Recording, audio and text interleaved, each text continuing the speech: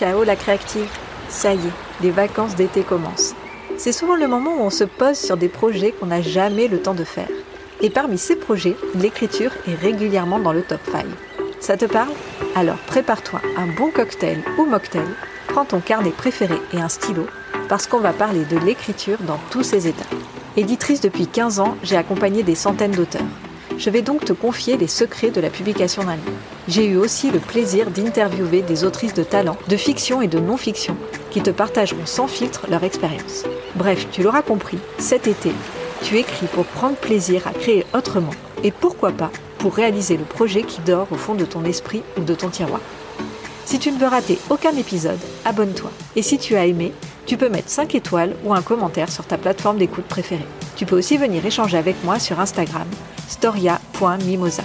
Retrouve-moi tous les lundis à 16h pour un bel été créatif.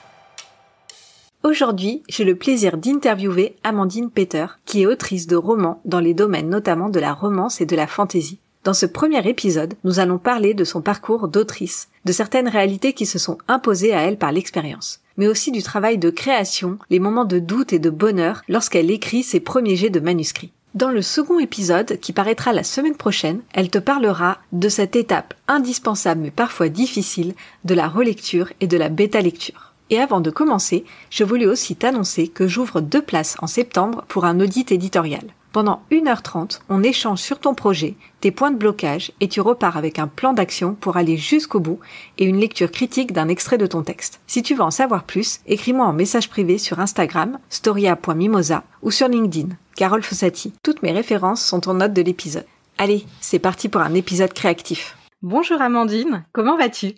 Bonjour Carole, ça va très bien, merci et toi ? Ça va super, merci beaucoup. Écoute, je te remercie d'être là pour le 2e épisode qu'on fait ensemble, qui est un épisode spécial, voilà, puisque là, c'est les hors-séries autour de l'écriture dans tous ses états. Et aujourd'hui, on va parler de l'écriture de romans, l'écriture de fiction, puisque tu es toi-même auteur. Exactement. Donc du coup, pour ceux qui te connaissent pas, je te laisse te présenter. Alors, moi, c'est Amandine Peter, je suis autrice de science-fiction, fantasy chez Explora Éditions. Et aussi depuis plus récemment autrice de romance SF aux éditions Rival. Ça fait depuis 2017 que je fais ça. Je vis aux États-Unis. Voilà, j'écris et j'illustre aussi des couvertures. Donc je suis graphiste illustratrice encore à côté et je m'occupe des couvertures de certaines maisons d'édition et en auto-édition aussi. J'en profite pour dire que du coup, il y avait eu un autre épisode dans lequel on parlait davantage de communication. N'hésitez pas à aller l'écouter aussi parce qu'il est hyper intéressant. On y parle créativité, communication et comment on arrive à utiliser sa personnalité pour pouvoir communiquer auprès de son public. Pour l'épisode, on s'est dit qu'on allait parler donc roman, littérature et surtout démystifier ce qu'est l'écriture de fiction. Et voir en quoi l'écriture de fiction est un vrai travail et que ce n'est pas uniquement un moment d'inspiration, un talent inné, mais que voilà, il y a des méthodes, il y a un travail, il y a beaucoup de choses derrière l'écriture d'un roman et donc tu es hyper bien placée pour nous expliquer. Je trouvais ça d'autant plus intéressant que tu nous en parles, que justement tu vis aux États-Unis. Et aux États-Unis, l'écriture, en fait, ça a toujours été considéré comme un travail, contrairement à la France où on a cette image très romantique de l'auteur qui sait dès la naissance écrire et qui est inspiré continuellement pour écrire de beaux romans. Aux États-Unis, c'est quand même quelque chose qui est vu vraiment comme un métier. Et donc, tu vas pouvoir nous parler de tout ça, nous parler aussi de comment tu construis tes personnages, tes histoires, tout le storytelling, puisqu'on est quand même aussi dans un podcast qui parle beaucoup de storytelling, donc le storytelling, comment tu le construis pour tes histoires, bref, plein de choses à voir. Super, tout ça c'est très très intéressant, donc allons-y. Alors du coup moi je vais commencer par une première question. Comment justement tu vois une vraie différence de culture entre la France et les États-Unis au niveau de l'écriture et particulièrement de l'écriture de fiction? Alors déjà je voudrais rebondir sur ce que tu as dit, que oui, être écrivain ici, c'est considéré comme un vrai métier. J'apporte une toute petite nuance à ça parce que en ce moment, alors je sais pas si tu es au courant, il y a une sorte de bataille sociale, on va dire, des écrivains qui réclament d'être payés justement parce que bien que oui, ce soit considéré comme un vrai métier, c'est malheureusement pas encore un métier qui est justement payé. Et donc ça concerne principalement Hollywood, les écrivains de scénarios, de films, de séries, etc., qui sont un peu lésés par rapport au nouveau système de streaming, etc., qui ne touchent plus comme avant les revenus qui étaient régulé par la diffusion à la télévision. C'est une petite parenthèse quand même pour insister sur le fait que même quand on est reconnu à sa juste valeur, on n'est pas forcément payé à sa juste valeur. Ouais. Donc il y a encore beaucoup d'efforts. C'est bien de le rappeler. Malheureusement, c'est encore l'écriture prend énormément de temps. Et on n'a malheureusement pas tendance à rémunérer ce temps justement. Mais outre ce fait, oui, il y a encore beaucoup de monde en France qui pense que l'écriture, ça devrait être une passion, une vie d'amour et naufrage. Ça devrait pas être rémunéré. J'ai vu ça sur les commentaires des réseaux sociaux. Bah non. Ça prend énormément de temps et je vois pas en fait pourquoi ce serait pas considéré comme un travail parce que c'est un travail, c'est pas juste nos doigts qui écrivent tout seul et nous on est là super, c'est trop bien.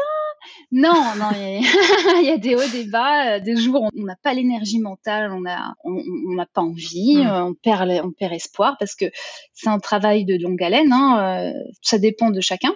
Mais c'est entre, on va dire, 3 mois et 10 ans de travail. Vraiment, chacun écrit à son rythme, comme il le peut, comme il en a envie aussi. Mais voilà, c'est des heures et des heures passées devant un écran. Et pas seulement l'écriture pure. Justement, tu disais le travail qu'il y a en amont, préparer ses personnages, préparer son intrigue, etc. Donc, c'est un très long travail. Mais effectivement, je trouve que surtout dans le domaine, donc la différence que je vais voir moi par rapport à la France, ça va être surtout dans le domaine du divertissement. Parce que j'ai l'impression qu'en France, on tient ce mot un petit peu pour définir quelque chose d'une qualité moindre en fait par rapport à la littérature française, la grande littérature, voilà. La vraie littérature, en France, on a la vraie et la fausse littérature, bien sûr.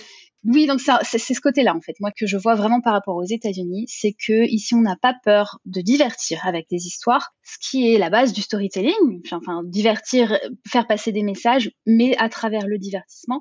Et en France, on a un petit peu plus de mal. J'ai l'impression que c'est un peu plus axé autour de la forme et du style plutôt que du fond en fait qu'on transmet.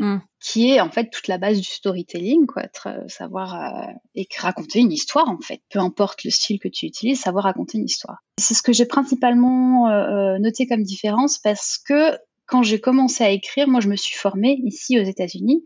Quand je dis formée, je me suis pas déplacée physiquement suivre des cours, je me suis formée sur Internet avec des contenus soit gratuits, soit payants, majoritairement gratuits d'ailleurs. Il y a énormément de contenus disponibles sur le storytelling ici aux États-Unis. Notamment, j'ai suivi les classes de Brandon Sanderson, qui est un grand écrivain de SF fantasy. Je pense que le nom vous dira quelque chose, il est connu partout. Et donc, c'est des cours gratuits qu'il donne, lui, dans une université. Ils ont filmé tout ça, ils le mettent gentiment à disposition des gens gratuitement. Donc, il y a énormément de contenu pour apprendre le storytelling. Contenu que je ne vois pas, ou très peu, en France, pour l'instant. Mais ça arrive, j'ai l'impression que ça arrive tout doucement. Certains auteurs en parlent, je sais que Werber avait fait une formation aussi où il mentionnait le storytelling, mais je dis pas que ça n'existe pas, je dis que c'est un petit peu moins présent parce qu'on a toujours cette idée de divertir, c'est mal. Il faut apprendre, il faut que les textes soient chiants et longs et plein de mots compliqués, il faut que ce soit de la qualité. Non, je plaisante bien sûr, mais j'exagère, mais c'est vrai que c'est un petit peu la sensation que j'ai eue. Oui, alors c'est vrai qu'en France, ça commence à arriver, il commence à y avoir des plateformes. D'ailleurs, si toi, tu as encore le lien vers le cours gratuit dont tu parles, tu pourras peut-être me le donner, on le mettra dans la description de l'épisode. Et moi, je retrouverai aussi la plateforme qui met à disposition des cours via des auteurs français qui, pareil, donnent aussi des cours. C'est payant, par contre. Mais c'est vrai que il y a une vraie différence, en effet, sur le côté divertissement, comme tu dis, c'est que bizarrement, il y a, en tout cas en France, c'est vrai qu'il y a vraiment deux mondes, on va dire. Il y a le monde de la littérature, on va dire classique, ça veut pas forcément dire des auteurs qui sont décédés, mais en tout cas la haute littérature. Et donc, celle-là, on arrive quand même à reconnaître qu'il y a du travail, même si on a toujours cet aspect un peu talent inné. Et il y a la sous-littérature, tout ce qui est autour de l'imaginaire, les romances, qu'est-ce qu'on peut avoir d'autre, tous les romans feel good. Et là, on a vraiment l'impression que d'un seul coup, ça devient des auteurs qui écrivent ça sur un coin de table. Alors, il y en a qui sont mauvais, bon, c'est comme dans tout. Mais c'est vrai que tout de suite, pour tous les auteurs qui sont dans ce type de genre, on a l'impression qu'ils écrivent ça sur un coin de table. En tout cas, c'est l'image que renvoient en tout cas les personnes qui s'intéressent à la littérature élevée, qui renvoient un peu cette image-là, quoi. Ouais, et c'est ça, c'est que on donne l'impression qu'il y a moins de travail, moins de recherche. Et ça passe aussi par une autre sorte de point de vue. On appelle ça la littérature commerciale aussi, parfois, parce que ça vend. Je suis désolée, mais ce genre de littérature vend plus que la littérature que tu écris et la littérature, la haute littérature. Et en fait, on dit ouais, c'est commercial et tout. Et je trouve que c'est tellement manquer de respect aux lecteurs, parce que si les lecteurs veulent lire ce genre de contenu et apprécient ce genre de contenu, ça veut dire que ça plaît. Donc, où est le problème, en fait? Et j'ai l'impression qu'en France, le terme commercial, c'est connoté assez négativement, alors qu'aux États-Unis, où bon, c'est clair qu'aux États-Unis, voilà, ils adorent commercial, ça vend, ça fait de l'argent. Forcément, c'est tout de suite vachement mieux vu. Et il y a ce rapport à l'argent, je trouve, qui, en France, est complètement différent, où justement, on veut éviter de... Ah non, je fais pas ça pour gagner de l'argent, je fais ça pour exprimer mon esprit hautement poétique. Mais non, attends, je suis désolée, c'est un métier comme un autre. Tu as le droit de vouloir gagner de l'argent, tu as le droit de vouloir gagner ta vie en écrivant, et tu as le droit de vouloir plaire à la majorité de la population, tu as le droit de vouloir commercer. Enfin, je sais pas pourquoi c'est tellement négatif, c'est dommage. Alors que finalement, si les lecteurs sont intéressés, voilà, c'est leur goût et c'est très bien, tant mieux. Et en même temps, là tu parles justement de littérature commerciale. Souvent derrière ça, d'ailleurs c'est vrai dans la littérature, ça peut être vrai aussi dans les séries ou même dans les films. Souvent derrière commercial, il y a je vise un public très précis, plutôt grand public, quelque chose qui sera donc accessible. Et donc souvent, il y a quelque chose de très formaté. C'est-à-dire qu'on sait qu'on va avoir un roman qui commence par A, qui finit par B. Au milieu, il y a exactement les mêmes intrigues. C'est juste le personnage qui va s'appeler autrement, qui va peut-être avoir un caractère légèrement différent. Et il va être une fois en Italie, une fois en Espagne, une fois aux États-Unis. Mais voilà, on peut avoir cette impression de formatage. Donc, comment est-ce que, du coup, toi... voilà, parce qu'on va pas parler de tous les auteurs, voilà. Mais comment est-ce que toi tu fais pour écrire de la romance SF, de rentrer dans des codes, mais sans non plus être trop formaté et avoir des livres qui sont toujours les mêmes? Alors, c'est très intéressant ce que tu demandes, et j'ajoute que d'ailleurs, formater, c'est pas forcément quelque chose de mauvais non plus, parce que si toi, t'adores écrire des histoires, je sais pas, en ce moment, c'est à nouveau les loups-garous et les vampires qui marchent bien, voilà. T'aimes écrire des histoires de loups-garous vampires avec à peu près la même trame. En fait, le truc, c'est qu'il y a des lecteurs qui adorent et qui mangent ce genre de romans les uns à la suite des autres. Et en fait, cette structure, ce format plaît parce qu'il est rassurant. Et encore une fois, c'est pas du tout une critique. C'est très bien. Alors, s'il y a un public pour ça, vas-y. Si ça te plaît d'écrire ça, vas-y. N'hésite pas. Même s'il y aura des gens qui te reprocheront un manque d'originalité, c'est pas grave, parce que il y a des romans qui fonctionnent très bien, ils sont très classiques et ça marche parce que, comme dit, voilà, il y a du public pour ça. Après, personnellement, moi, le truc, c'est que il faut que j'ai un challenge en fait à chaque nouveau roman que je commence, et je m'ennuie très vite. Et ça, c'est dans tous les domaines de ma vie. Et c'est d'ailleurs pour ça que j'écris, parce que ça me donne la possibilité toujours de me renouveler. Donc, on va dire que le formatage, pour moi, ça ne me plaît pas. Ça veut pas dire que c'est pas bien. Et d'ailleurs, ça se ressent dans mes lectures aussi, parce que je ne peux pas lire des romans similaires. Je relis énormément de genres différents, et il me faut toujours quelque chose de nouveau. Ça, c'est juste la façon dont moi j'aime lire, et du coup écrire aussi, parce que c'est toujours le conseil que je donne, il faut écrire ce que t'aimes lire. Donc je vais respecter les codes, parce que ça, c'est encore une fois, c'est quelque chose d'important quand tu te lances dans l'écriture d'un genre spécifique, ou d'une tranche d'âge spécifique aussi. Il y a des codes à respecter. Après, rien ne dit que ces codes, tu peux pas broder autour, rajouter d'autres choses au-dessus, mais quand même, il y a des codes. C'est-à-dire que, tu mentionnais ma romance SF. Dans une romance SF, il y a les codes de la romance et les codes de la romance SF. On va dire que j'ai essayé de respecter donc les codes de la romance. Donc voilà, dans une romance, fatalement, l'intrigue principale, ça va être la rencontre de deux personnages, le développement des sentiments, les obstacles qu'ils rencontrent sur leur chemin. En général, dans une romance, on a plutôt un happy ending. Ça, c'est un des codes. Après, est-ce que s'il n'y a pas un happy ending, est-ce que ça sort de la romance, ça va s'inscrire dans le genre du drame? Je ne sais pas. C'est quand même assez flottant, hein, tous ces termes. Parfois, ton roman s'inscrit dans plus d'un genre, et puis elle peut être lue par les amateurs d'un autre genre, et ça passe quand même, tu vois. Il y a quand même, faut pas trop non plus mettre dans les cases, mais en général, c'est plutôt des happy endings pour la romance. Après, il y avait les codes de la romance SF, qui, j'ai l'impression, se développe de plus en plus. Et ça, je crois que les codes j'ai quand même essayé de faire une sorte d'étude de marché avant, c'est-à-dire de voir ce qui se fait, de lire ce qui se fait, de savoir comment ça fonctionne, etc. On a des codes non seulement par rapport à la couverture du livre, on a des codes par rapport au contenu de l'histoire. Et là, il y a... Pour la romance SF spécifiquement, c'est pas vraiment des codes, mais c'est ce que les autres auteurs ont tendance à faire, c'est qu'il y a quand même la présence d'un extraterrestre. Parfois, j'ai envie de dire, on le rencontre peut-être de façon brutale, et puis finalement c'est quelqu'un qui s'adoucit, etc. C'est un code, voilà, quelqu'un qui fait peur d'abord, on va dire, et puis finalement auquel on s'attache. Ok. Après, à savoir si moi j'ai respecté ce code-là, je ne sais pas, mais ce que j'ai intégré dans ce roman, ou qu'on voit, d'ailleurs, on me l'a dit dans les commentaires de lecture, c'est que c'est une histoire sentimentale un peu plus que aventure, on va dire. Il y a de l'aventure, mais ce que je voulais vraiment creuser, c'est l'aspect émotionnel des personnages. Et j'ai l'impression, en fait, que ça c'est mon fil rouge, en fait, à travers tous mes romans.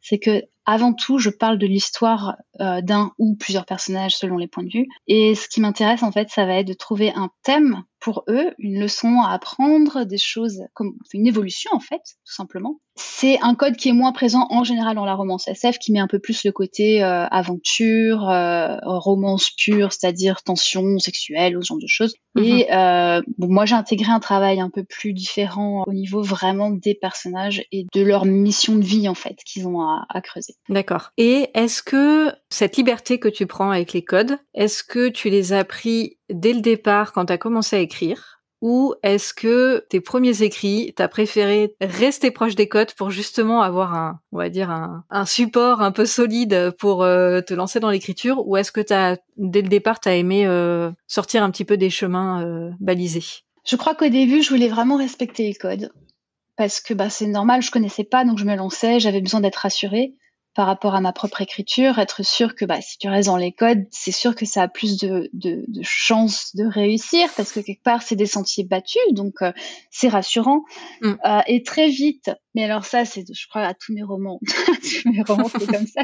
Je commence avec vraiment une idée de coller à l'idée que je m'en fais, et en fait ça prend une signification autre, et aussi ça prend une signification personnelle pour moi, parce que j'ai l'impression que je mets toujours, quand je dis une mission de vie ou une leçon à apprendre, c'est des choses que moi j'ai vécues ou que j'ai apprises ou que je suis en train d'apprendre, etc. Donc finalement, ça finit toujours par être, j'ai pas envie de dire profond parce que c'est pas en termes qualitatifs, mais ça finit toujours par être un peu plus introspectif que ce que je pensais au départ. Et en fait, je vois que je mets dessus mon propre style, mon vécu, mon expérience, ce qui est finalement ce que chaque artiste fait, quel que soit son support. Tu peux partir d'un plan ou d'une maquette ou quelque chose comme ça, tu vois, et puis construire, et au final voilà, c'est comme une boule de neige, ça prend, et puis ça devient quelque chose que t'as pas forcément planifié au départ. Et ça me provoque d'ailleurs parfois un petit peu d'angoisse, parce que je me dis mince, mais en fait je suis en train de m'éloigner complètement de mon idée de départ. Est-ce que c'est un bon chemin à suivre? Est-ce que je devrais plutôt faire attention ou mettre moins de ci, plus de ça? Donc c'est tout perpétuel jusqu'au point final. Et encore, après, il y a la bêta lecture. Donc, c'est jamais quelque chose clairement de défini dans ma tête au départ, de dire, je vais prendre ces codes, je vais les tourner sur leur tête, ou alors je vais ajouter ça. Non, c'est que ça se construit au fur et à mesure. C'est plein de doutes, c'est plein de retours en arrière, de modifications, de remodifications, pour au final créer quelque chose qui me convient et qui est proche de ma façon d'être et d'écrire. Oui, sans doute que ce sentiment d'inconfort finalement est presque bon signe quand t'es en train d'écrire finalement. Exactement. Et quoique, enfin, une petite parenthèse, parce que franchement, c'est ça aussi qui est marrant. Je compare mes deux écritures de romans. Bon, forcément, les romans sont différents, c'est des genres différents, mais ça n'a rien à voir. Ah non, même pas, même dans un genre. J'ai écrit, voilà, mon Urban Fantasy Blue Lake, tome 1, tome 2. Le tome 1 est sorti de moi, tout seul. Mes doigts écrivaient, je crois que je l'ai écrit le plus rapidement de tous mes livres. C'est sorti, c'était fun à écrire, je prenais vraiment 100% de plaisir. Et le tome 2, c'est tout l'inverse. C'était dur. Déjà, écrire un tome 2, c'est dur, mais j'étais pleine de doutes, de remise en question. J'ai retravaillé 10 fois le début, j'ai retravaillé 10 fois la structure, jusqu'à atteindre quelque chose qui me plaise. Et l'écriture était laborieuse, et parfois j'avais pas envie, et j'avais peur de me planter. Et au final, le tome 1 est apprécié exactement pareil que le tome 2, en fait. Les lecteurs ne voient pas la différence. Ouais. Tu vois, c'est ça qui est quand même énorme, c'est que tu peux prendre plaisir, ou tu peux ne pas prendre plaisir, ou trouver que tu galères. Et au final, bon, forcément, au final, t'es quand même content de ton résultat, hein. C'est ça le but, c'est qu'au final, d'être content, même si t'as galéré ou alors tu t'es amusé, au final, il faut quand même être satisfait du résultat. J'étais très, très, très contente du résultat de Blue Lake 2. C'est juste que le processus a été complètement différent, mais ça ne se voit pas. Heureusement. Oui, c'est ça. C'est vrai que quand on écrit, ça me fait penser aux danseurs qu'on voit sur scène, où on a l'impression que tout est facile, tout est simple, et ils sont souriants, et en fait, on sait pas que derrière, ils ont galéré à apprendre, ils ont mal aux pieds, ils ont mal aux genoux, ils ont mal au dos, et ils continuent quand même à faire leur spectacle. Donc ça me fait penser un peu à ça, ce que tu dis sur l'écriture. C'est ça. Là, tu viens de dire que déjà d'un livre à l'autre, le processus, le travail est pas forcément le même, mais est-ce que tu as quand même des routines ou des choses qui sont assez réguliers quand tu te lances dans un projet, quand tu vas écrire? C'est quoi les étapes par lesquelles tu passes? Ouais, là je suis en train d'écrire mon 11e. Donc après, au numéro 11, je crois que je peux identifier un petit peu des choses que je fais régulièrement. Alors ça commence toujours par une image. J'ai une image en tête.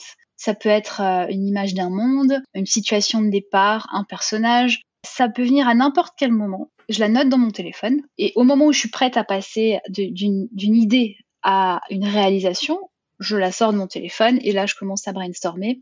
Parfois, je brainstorm toute seule, c'est-à-dire que mon idée, elle va germer, elle va faire d'autres petits bébés idées. Alors, je vais tout noter. Donc, j'ai plein de dossiers, en fait, dans mon téléphone, de notes, où j'ai même pas un titre. Je donne juste, tiens, ça va être un uchronie. Voilà, j'appelle ça uchronie. Et je liste toutes ces choses j'ai une idée, tiens, ça irait bien dans mon roman d'Uchronie, ou ça irait bien dans mon roman de truc. Et en fait, c'est plein de petites pousses en attente, qu'on en prenne soin et qu'on les fasse pousser. Et quand je suis prête à passer à ça, donc ça dépend, hein, après, le pourquoi je choisis ce roman à ce moment-là, c'est parfois parce que je vois que ça marche bien en ce moment, ou alors j'en discute avec mon éditrice, elle me dit, tiens, ça t'aimerait bien écrire un truc comme ça. Tu vois, tiens, justement, j'ai une idée de ça. Après, voilà, ça dépend de plusieurs choses. Mais à partir de ce moment-là, je prends cette idée, et là, je vais commencer c'est-à-dire c'est un changement de focus. C'est-à-dire que mon esprit va être focus sur cette idée-là. Et à partir de ce moment-là, je vais essayer de comprendre en fait l'histoire que j'ai envie de raconter. Donc ça va être ma première question, c'est est-ce que c'est une bonne histoire? Qu'est-ce que je tiens? Quel est ce monde? Qui est cette personne? Qu'est-ce qu'elle a à dire? Quel est son thème de vie, d'évolution, etc. L'idée, c'est de trouver une bonne histoire à raconter dans ce monde. À ce niveau-là, j'ai pas forcément d'idée en fait pour une trame, parce que je pars toujours d'un truc vraiment très très imagé, très flou. Et en fait, je crois que c'est une des étapes de mes étapes préférées. C'est là où tout est possible en fait. Donc je m'assois, je bosse avec mes bouquins de structure. Je travaille avec Save the Cat par exemple. Il y a plein d'exemples de structures. Je sais que Brandon Sanderson aussi applique une structure qui lui est propre. Il y a la structure en 3 actes. Selon ce qui colle bien au genre et à l'histoire, j'essaie de trouver une structure qui va me plaire. Et à partir de là, en fait, il me faut pas forcément la fin en détail, mais il faut que je sache comment ça va se terminer du point de vue du personnage. C'est-à-dire que vraiment, hein, je l'ai dit et je le redis, c'est vraiment mon fil rouge à moi, c'est mon personnage est au centre de mes histoires et ça va être son histoire que je vais raconter. Le reste, ça tourne autour, le world building, l'action, etc. Ça dépend vraiment du chemin et de l'évolution de mon personnage. Donc toi, tu sais vraiment d'où il part et où il arrive. Tout à fait. Et si je ne sais pas ça, je ne peux pas commencer. D'accord. Même si, au final, l'action ne va pas forcément être définie dès le départ. Donc, je sais pas, il va y peut-être avoir un plot twist, quelque chose. J'aime bien les plot twists, donc je vais peut-être essayer d'en trouver d'en insérer un. Peut-être si tu peux définir un plot twist pour ceux qui savent pas ce que c'est. Alors, c'est un retournement de situation. C'est-à-dire, tu crois que la situation est telle qu'elle est, et puis plot twist. Oh, en fait, non. C'est complètement pas du tout ça. Tu t'es trompé. L'auteur t'a trompé pendant tout ce temps. Donc, j'aime bien intégrer ça. En fait, le truc, c'est que ça n'a pas besoin d'être un truc complètement ouf qui retourne tout le scénario sur sa tête. C'est principalement quelque chose qui surprend le personnage. C'est pour ça, encore une fois, je pense à comment les étapes de l'action, les étapes du récit, de la structure vont affecter le personnage. Et c'est pour ça que j'aime bien les structures à la Hollywood, les structures américaines, parce que on rapproche ça au personnage. Il y a d'autres récits qui sont qui ont une vue un peu plus large, un petit peu plus omnisciente, qui montrent en fait les ressorts d'une histoire par plusieurs points de vue. Je dis pas que c'est pas bien, c'est juste que j'aime en lire aussi de temps en temps. C'est juste que moi, si je suis pas en fait attachée vraiment à un personnage qui mène l'histoire, ça me plaît moins. Voilà, c'est tout. C'est juste ma façon de faire. Donc voilà, c'est dans mes étapes là, ça va être vraiment de définir qui est cette personne, pourquoi cette personne dans ce récit-là, parce que parfois c'est marrant parce que tu as des idées d'histoire, en fait tu te rends compte que la personne que tu as choisie c'est pas forcément la bonne pour raconter cette histoire, tu vois. Et tu fais quoi quand c'est comme ça ? Je change. Ok. C'est ça en fait, c'est tout simple. Faut pas voir en une idée quelque chose de sacro-saint qu'il faut absolument faire, genre ah non j'ai pensé que cette personne était comme ça alors il faut qu'elle soit comme ça. Non, c'est malléable, on fait ce qu'on veut. On en rigole parfois entre écrits, on dit ah ouais mes personnages ils ont décidé de faire n'importe quoi, ils en font qu'à leur tête. Mais je dis mais c'est toi qui en fais ce que tu veux de tes personnages. Si tu veux les changer, tu les changes. Si tu veux les virer, tu les vires. Tu vois, donc tout est malléable.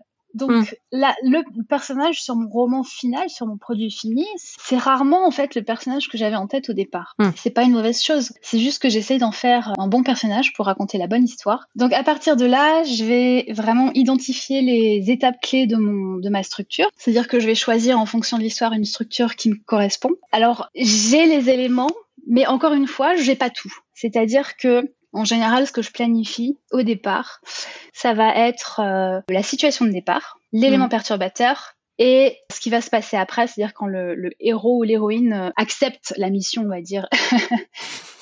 Je commence à écrire là. C'est quelque chose que je fais parce que j'ai vraiment beaucoup de mal à tout planifier en avance. J'ai une partie un peu architecte avec les structures, parce que je fais référence rapidement au mot architecte et jardinier. Je crois que c'est George R.R. Martin qui a donné ces mots-là pour définir deux types d'écrivains, ceux qui prévoient tout à l'avance et ceux qui aiment se laisser porter par leur histoire. Ok. Je suis un petit peu au milieu, on va dire que j'aime les structures, donc moi il faut quand même que je planifie certaines choses avant de commencer.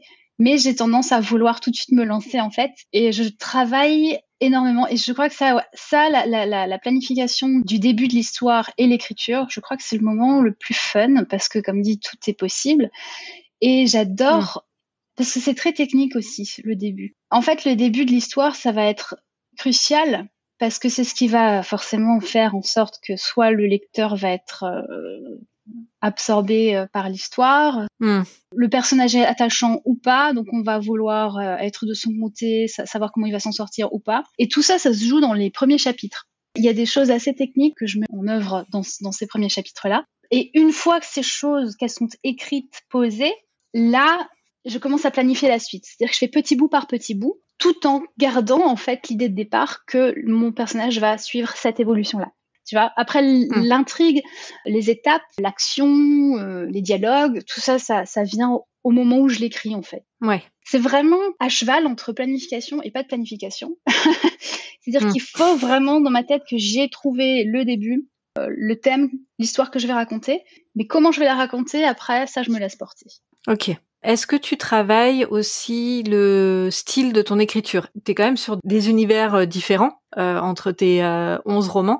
Est-ce que le style de ton écriture va être un peu différent en fonction justement du type de roman que tu écris, ou est-ce que c'est finalement toujours un peu le même? Parce que quand tu dis que tu travailles beaucoup le début, j'imagine qu'aussi le ton que tu donnes, ça donne aussi tout le ton du reste du roman, donc c'est hyper important. Ah, c'est très intéressant comme question parce que je crois qu'il y a deux éléments dans un style, deux éléments différents. Déjà, il y a un style qui forcément est le mien parce que j'en suis pas consciente. Donc Ouais. Voilà, c'est la façon dont je m'exprime moi qui forcément va être traduite par la façon dont s'exprime mon personnage puisque c'est moi qui l'écris. Donc il y a forcément des mots que j'utilise pas du tout, des mots que j'utilise. Et ça, c'est vraiment différent de personne en personne parce que chacun a sa façon unique de s'exprimer. Donc cette chose dont on n'est pas conscient, je pense qu'on la choisit pas forcément.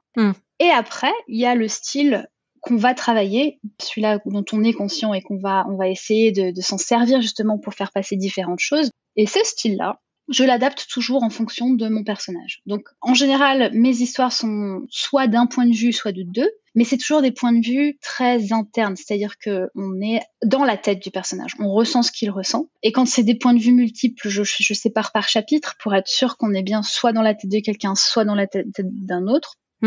J'aime bien écrire à la première personne, j'aime bien écrire au présent.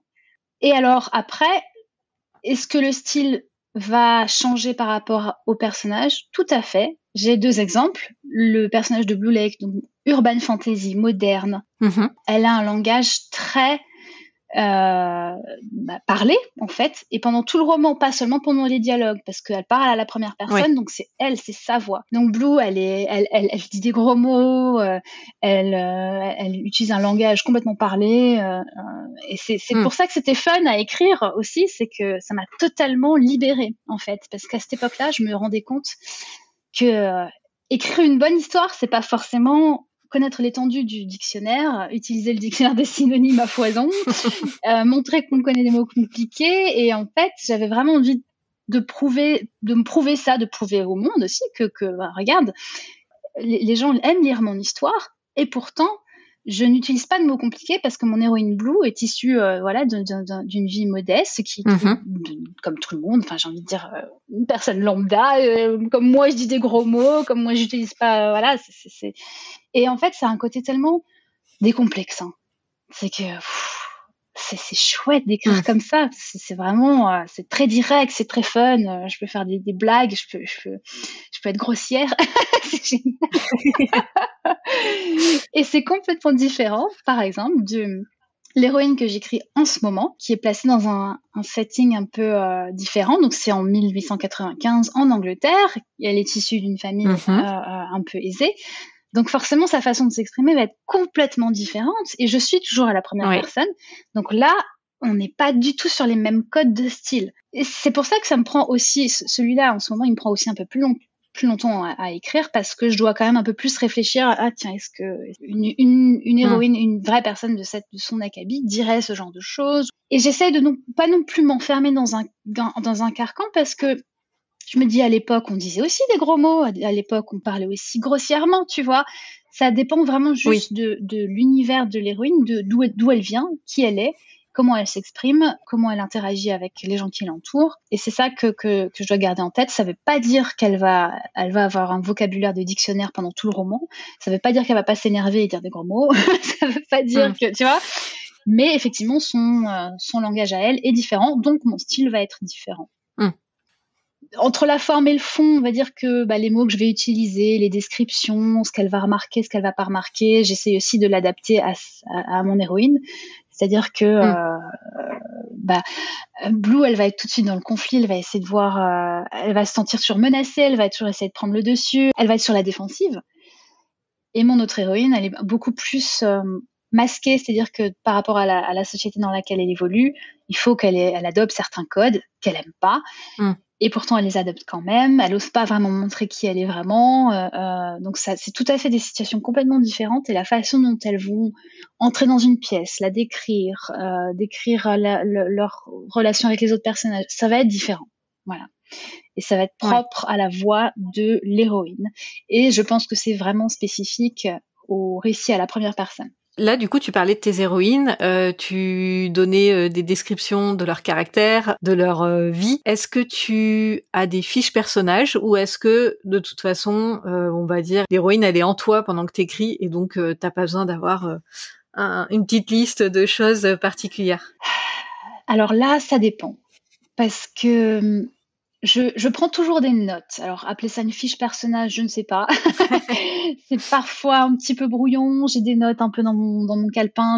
Surtout au début. Je me note des mots-clés, en fait, dans mon document Word pour que je les ai toujours sous les yeux et que je me rappelle jusqu'à ce que, effectivement, ce moment arrive où le personnage le sent, en fait. Ça y est. Ok. Je la sens, je sais, je peux dire là parce que toutes mes héroïnes sont des femmes, sauf quand il y a un point de vue multiple où je donne le point de vue aussi du héros masculin en miroir. Mais toutes mes héroïnes sont des femmes. Donc quand je la sens, quand je me dis ça y est, j'ai cerné sa façon de parler, j'ai cerné sa personnalité, il me faut un moment en fait pour prendre des notes, pour explorer le personnage, savoir si elle est plutôt comme ça, arriver à déterminer comment elle réagirait dans telle situation ou telle situation, et tout ça, je le note. Par exemple, pour ma romance SF, Je brille pour toi, c'était vraiment juste une prise de notes rapide. J'ai noté mon héroïne, mon héros, et j'ai noté des termes qui décrivent leur personnalité, leur façon de s'habiller, leur façon de se présenter au monde, et c'est tout. C'était très basique.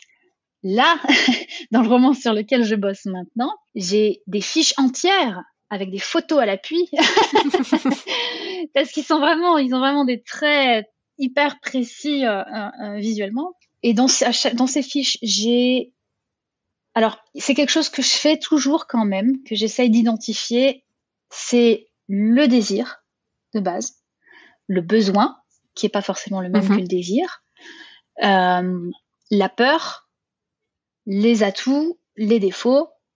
Mais vraiment, à la base, c'est désir, besoin, peur et leçon à apprendre, en fait.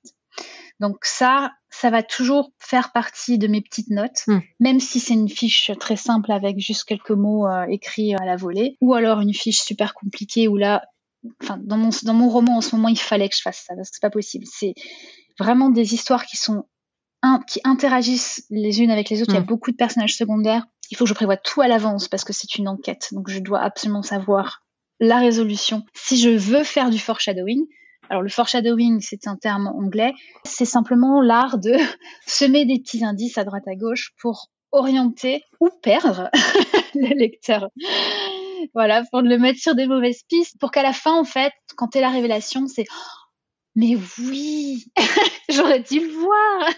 Ouais. Mais encore une fois, ça dépend de l'histoire que j'ai racontée, ça dépend des personnages. Pour Je brille pour toi, c'était très... pour moi, personnellement, c'était très simple. Je l'ai ressenti de façon très simple parce que je me focalisais vraiment sur la relation entre les deux personnes. C'était mon intrigue. Évidemment, il y a une intrigue de fond, il y a une histoire parce qu'il y a toujours une histoire qui se passe. Mais la base, c'était l'évolution des sentiments entre les deux personnages et c'était pour moi un peu plus... on va dire organique. Voilà, c'était plus simple pour moi, c'est venu naturellement. Là, c'est quelque chose d'infiniment plus compliqué parce qu'on part sur... Il y a aussi une romance, il y a des romances entre d'autres personnages, c'est un théâtre un peu plus... Il y a plus d'acteurs, on va dire, dans cette scène-là. Mais ça ne veut pas dire que l'un est meilleur que l'autre, hein, je dis pas, c'est vraiment juste deux romans différents, voilà. Nous sommes arrivés à la fin de la première partie de l'interview d'Amandine Peter. La suite, tu la trouveras dans l'épisode de la semaine prochaine. On y parlera du travail difficile de la relecture et de la bêta-lecture, et Amandine te partagera ses tips d'écriture pour ne pas rester bloqué. Si tu as aimé cet épisode, je t'invite à mettre 5 étoiles ou un commentaire sur ta plateforme d'écoute préférée. Cela évidemment me fait très plaisir, et surtout, ça aide le podcast à se faire connaître pour inspirer d'autres créatifs. Tu peux aussi en parler autour de toi. Et si tu t'es lancé dans ton projet d'écriture, sache qu'en septembre, j'ouvre 2 places pour un audit éditorial.